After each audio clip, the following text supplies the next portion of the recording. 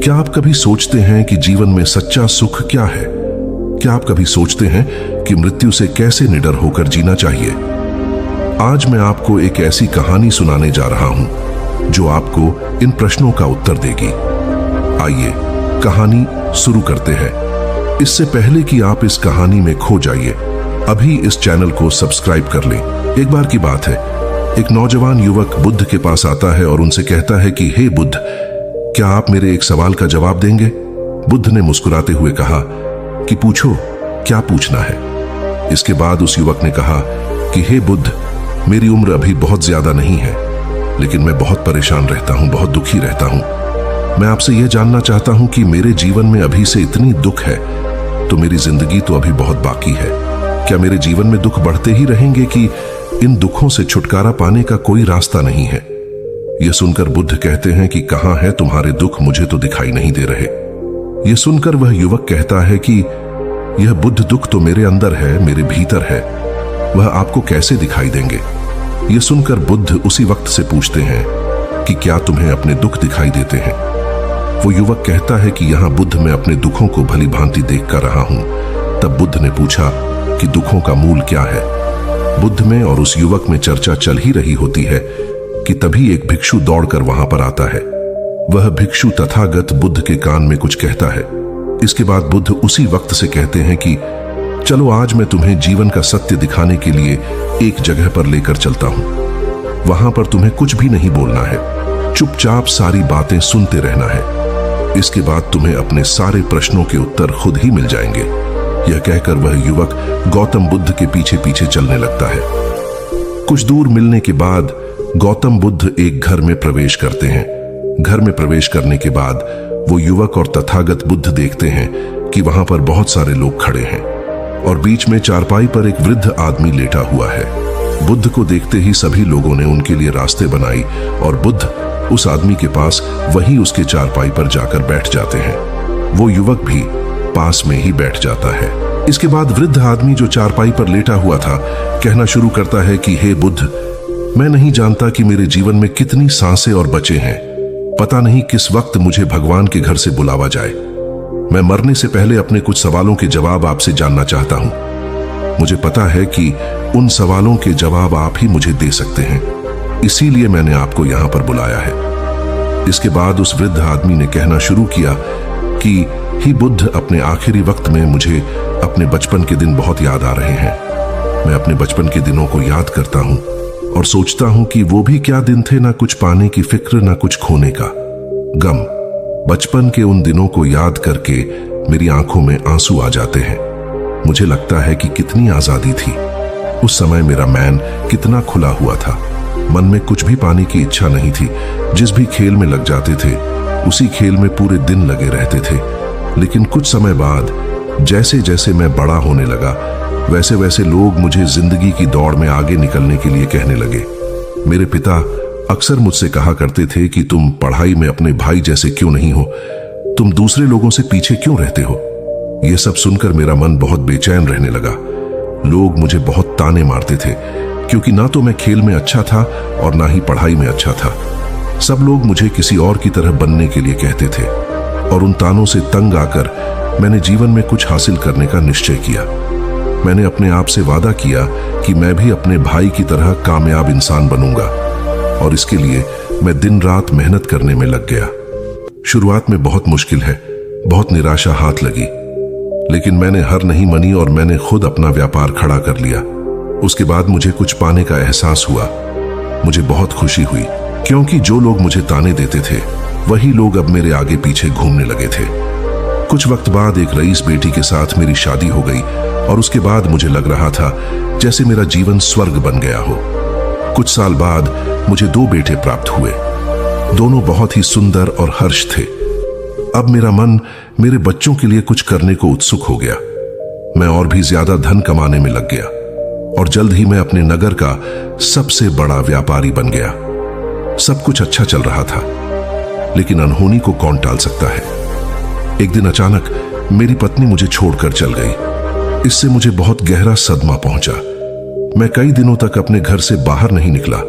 मेरे बेटे मुझे हिम्मत दे देते कि पिताजी माताजी तो नहीं रही और जो हो चुका वो वापस नहीं आ सकता। लेकिन हम दोनों भाई आपका हमेशा साथ देंगे, आपकी हमेशा सेवा करेंगे। आपको किसी बात की कोई चिंता करने की आवश्यकता नहीं है। और धीरे धीरे मैंने भी अपने मन को समझा लिया कि अब तो मुझे अपने प्रिया पत्नी के बिना ही जीना पड़ेगा। इसीलिए मैंने अपना मन अपने बेटों के साथ जोड़ लिया। उनकी खुशी में ही मुझे खुशी होती थी, उनके दुख में ही मुझे दुख होता था। इसके बाद मैंने कहा कि ही बुद्ध जीवन चक्र में अक्सर मुझे महसूस होता था कि आखिर जीवन क्या है। जीवन को उसके गहराइयों में कैसे जाना जाए, ये कैसे जाना जाए कि मैं कौन हूं और मैं इस दुनिया में क्या करने के लिए आया हूं। ऐसे तमाम सवाल मेरे मन में उठते रहते थे। और मुझे आपके बारे में भी पता चला कि बुद्ध ऐसी ध्यान की प्रणालियों बताते हैं जिससे जीवन का मतलब समझा जा सकता है। लेकिन मैं हमेशा सोचता रहता था कि पहले मैं अपने जीवन से दुखों और परेशानियों को दूर कर देता हूं, उसके बाद ध्यान में मैं अपना पूरा मन लगाऊंगा। और यही सोच सोच कर मैं कभी ध्यान नहीं कर पाता था। धीरे धीरे वक्त भी तरह और आखिर में उम्र ढलने के बाद में बीमार पड़ गया। वैसे मेरे जीवन में कोई कमी नहीं रही। मेरे बेटों ने मेरा अच्छा साथ दिया, मैंने जीवन में बहुत कुछ हासिल भी किया। लेकिन अब मैं अपने जीवन में अगर पीछे मुड़कर देखता हूं तो मुझे एहसास होता है कि मेरे बचपन के दिन ही सबसे प्यारे दिन थे।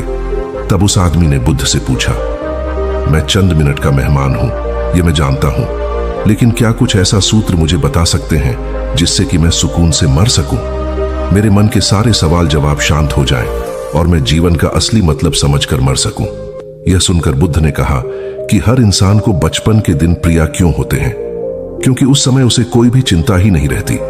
वो आजाद होता है, उसके मन में कोई लालसा नहीं होती, जिस काम में भी लग जाता है उसी में मग्न हो जाता है। लेकिन जैसे जैसे इंसान की आयु बढ़ाने लगती है वैसे वैसे उसकी इच्छाएं, उसकी कामनाएं दिन ब दिन बढ़ती जाती हैं। और इसीलिए अक्सर इंसान भविष्य की तैयारी में लगा रहता है या फिर अतीत के बारे में सोचता रहता है और वह वर्तमान में जीना भूल जाता है। और वहीं अगर हम किसी छोटे बच्चे को देखें तो उसके लिए कोई भविष्य या कोई अतीत नहीं होता, उसके लिए बस वर्तमान होता है। और इसीलिए वो वर्तमान में पूरा आनंदित होकर रहता है। तुमने अपना पूरा जीवन अपनी कामयाबियों, अपने बेटों, अपनी पत्नी और अपने भविष्य की योजनाओं में ही बिता दिया।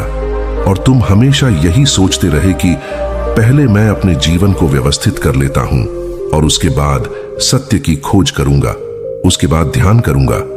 लेकिन हम यह भूल जाते हैं कि कल कभी नहीं आता, भविष्य की योजनाएं कभी पूरी नहीं होती।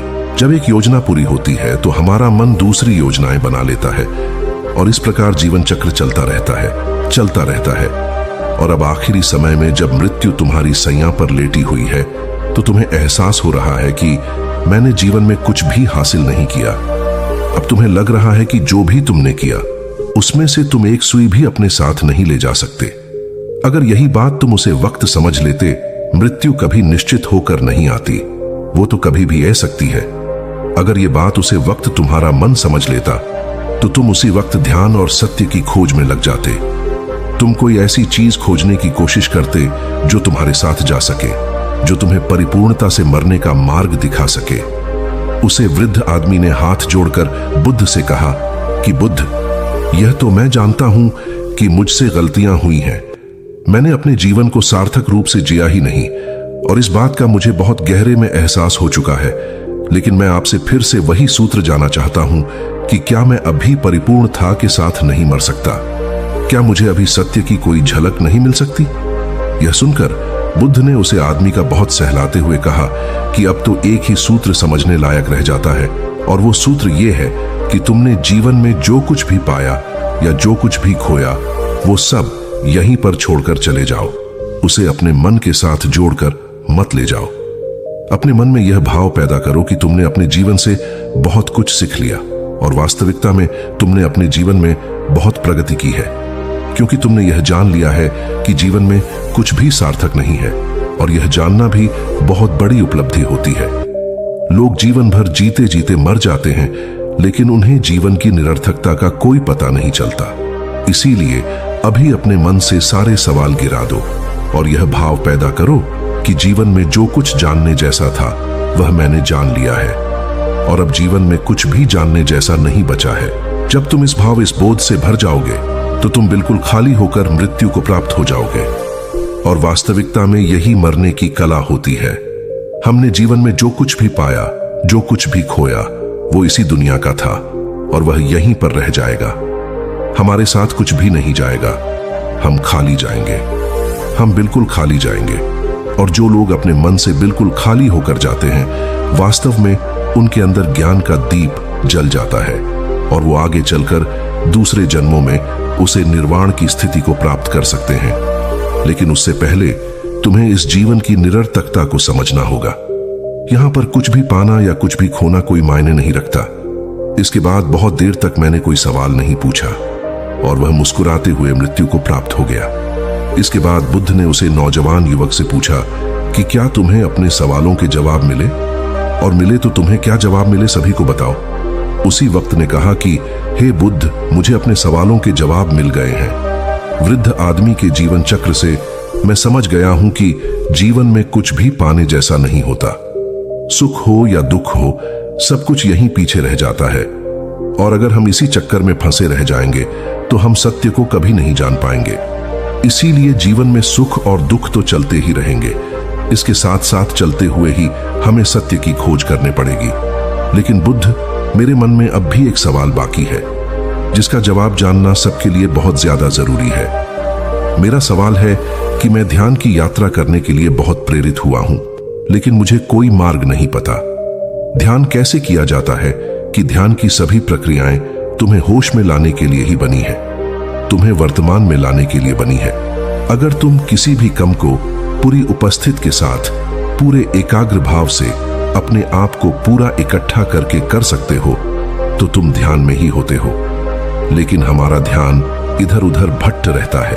अपना कम करते करते वर्तमान में रहने के लिए मैं तुम्हें एक छोटी सी विधि बताता हूं जिसके जरिए तुम अपना कम भी कर सकते हो और ध्यान को भी समझ सकते हो। जब भी तुम चलते फिरते हो, उठते बैठते हो, सिर्फ अपने सांसों पर ध्यान लगाना शुरू करो। सांस किस नाक से आ रही है, किस नाक से जा रही है, ना कि कौन से कोने से टकरा रही है। सिर्फ तुम उसके साक्षी भर हो जाओ, सिर्फ उसको देखते रहो। कुछ भी काम कर रहे हो, चल रहे हो, फिर खाना खा रहे हो, सिर्फ अपने सांस पर ध्यान लगाओ। और यह करते वक्त तुम्हें महसूस होगा कि तुम्हारा दिमाग, तुम्हारे विचार तुम्हें इधर उधर ले जाते हैं। लेकिन थोड़ी देर बाद तुम्हें फिर से होश आएगा कि तुम्हें अपनी सांसों पर ध्यान लगाना है और तुम्हारा ध्यान फिर से सांस ऑटोमेटिक जाएगा। और धीरे धीरे जब तुम अपने विचारों को देखने लगोगे तो तुम पाओगे कि विचार विलीन होने लगे हैं। तुम्हारे अंदर बस एक खाली मैदान बचा हुआ है। सारे सवाल जवाब विलीन हो चुके हैं। इसके बाद बुद्ध ने कहा कि सांसें जो होती हैं वो वर्तमान में चलती है, ना ही वो भविष्य में चलती है, ना ही अतीत में चलती है। वो वर्तमान होता है, वही वर्तमान स्थिति होती है। और जब तुम अपनी सांसों से जुड़ जाते हो तो तुम वर्तमान में ध्यान लगाना सीख जाते हो, क्योंकि सांसें जिन पर तुम ध्यान लगा रहे हो वो वर्तमान में चल रही होती है। इसके बाद धीरे धीरे कदम दर कदम तुम्हें ध्यान का खुद ही एहसास होने लगेगा। फिर तुम जो भी कम करोगे उसमें